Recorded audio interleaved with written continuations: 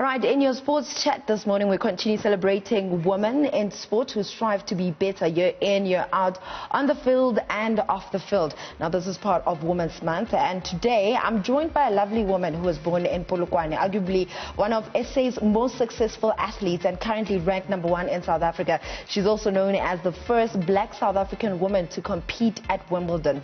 Here's Kgotatso Kg Montjane on the line to chat a bit more about her journey to date. KG, thank you so much for joining me this morning. Firstly, how have you been keeping up, man, with not playing professional tennis? Are you good? Good morning to you, Tumi, and to the viewers. We have to survive, we have to soldier on. So I've just been, trying, my best to actually make sure that I don't go insane. The most important thing for me under the lockdown, it has just been to take care of my mind. So it is what it is. I had to survive, and now we're back to playing tennis. Even though it's still difficult to actually make those decisions, whether to travel or not. Yeah. I mean, let's talk about the impact of COVID-19. Obviously, every single year you set goals for yourself. Obviously, you've played in rollers, garage, Wimbledon. You want to move a step further. But with the COVID-19 coming into play, how has that affected you in terms of your drive and setting those goals for yourselves each year? Look, I had so many great plans this year, but when COVID happened, obviously it was a bummer, man. Looking at Paralympics being cancelled, you mentioned Grand Slams already. It was just, tough to accept that that's how things are. But, at the end of the day, you realize that, the only one who goes through that, So people even go through as people lose jobs. But I still get to play tennis should things go back to normal. So it was very disappointing and it was heartbreaking. But like I said, it is what it is. We have to soldier on. We need to stay strong and make sure that in the next year, I can bounce back. We can bounce back as a team. So, yeah, it was really sad to actually accept how the situation unfolded. That's true. You can absolutely bounce back. But just zooming in with regards to you playing tennis, I mean, back in 2005, I'd say you weren't really interested in tennis. And then fast forward a couple of years, you've achieved so much in the world of tennis. How would you say playing tennis has changed your life? Yeah, it changed my life in so many ways. I got to travel the world. I got to play amongst the best players in the world. I got to meet tennis legends, and I got to have a career. Because you're right. When I was introduced to tennis, I wasn't so interested. It was a foreign sport for me. Never seen it before. So why should I do something that I haven't seen people doing? So that was just my question.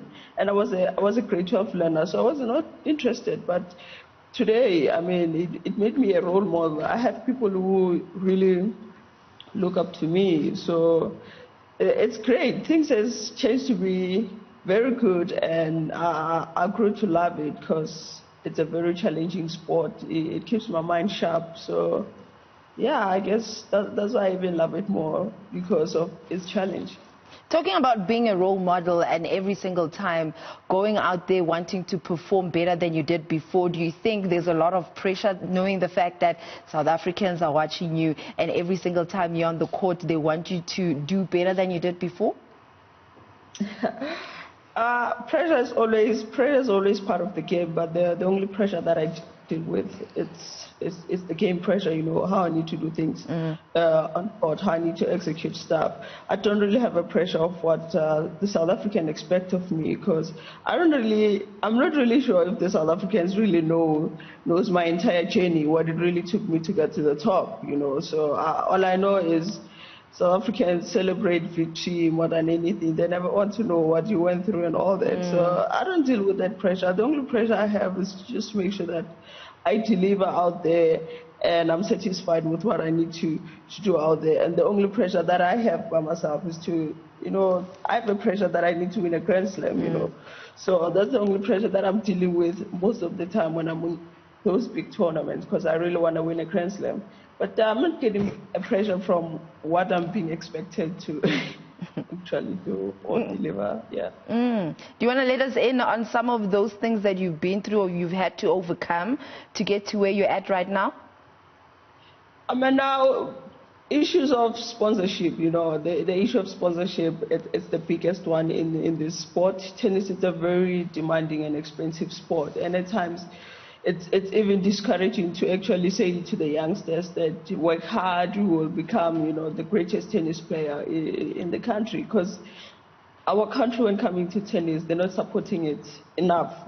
Hence, we see we don't really have enough black tennis players, because it's expensive, this sport, and if the corporate world doesn't step up to support, the upcoming generations, then this sport doesn't really have a future. So those are one of my biggest challenges, because like equipment-wise, equipment is very expensive. You need, if you're playing at that level that I'm playing, you need proper equipment, you need proper rackets, you need proper strings. You can't just pick up every racket and go out there and say, I could do with this one. Unfortunately, with technology changing, the game is improving. So those are some of the challenges which I would wish South Africa can do better in terms of supporting the sport.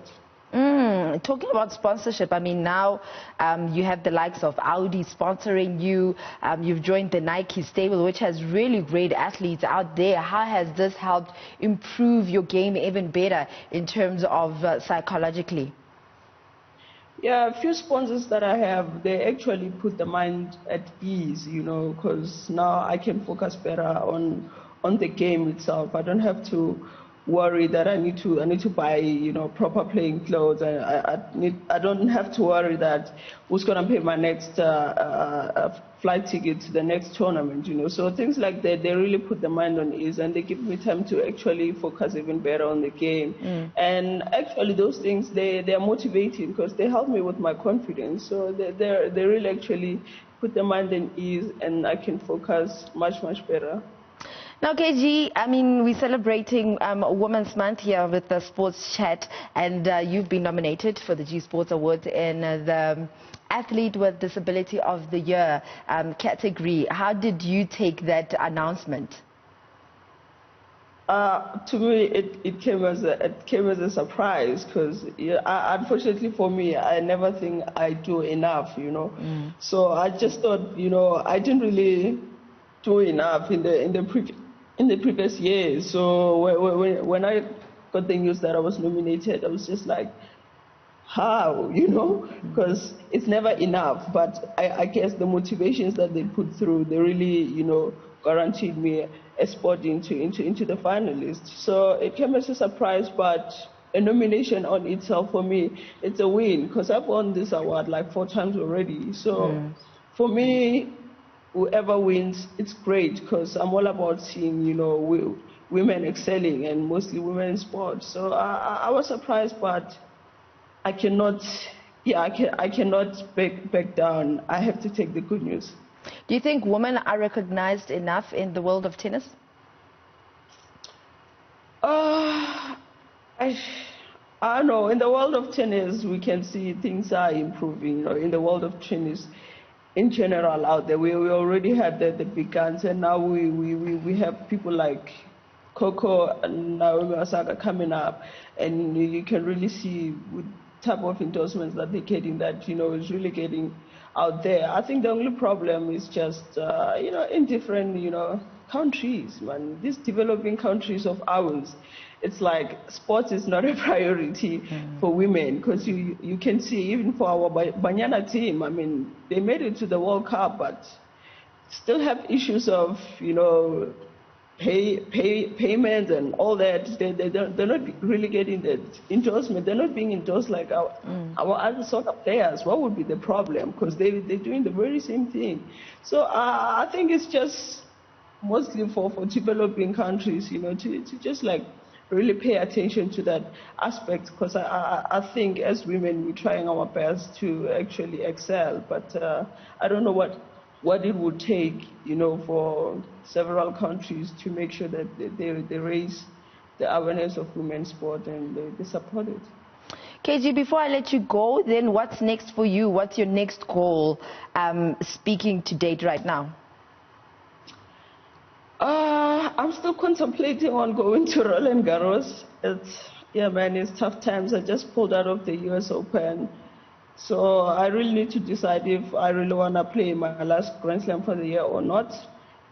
And yeah, that will be it for the year. But otherwise, ranking are still protected. Otherwise, I wait for next year and I start all over again. It's still a Paralympic year next year. I'm still aiming to make sure that I finish on the podium. So those are some of the goals that I needed to achieve this year, winning a Grand Slam also. So yeah, we'll see how it goes. We'll see how it goes. Okay, G, thank you very much for your time and wishing you nothing but the best with that decision that you still have to make with regards to the Grand Slam that is coming up. That was the first black South African woman to compete at Wimbledon. Also, SA's top wheelchair tennis player, Kg Montjane. Now.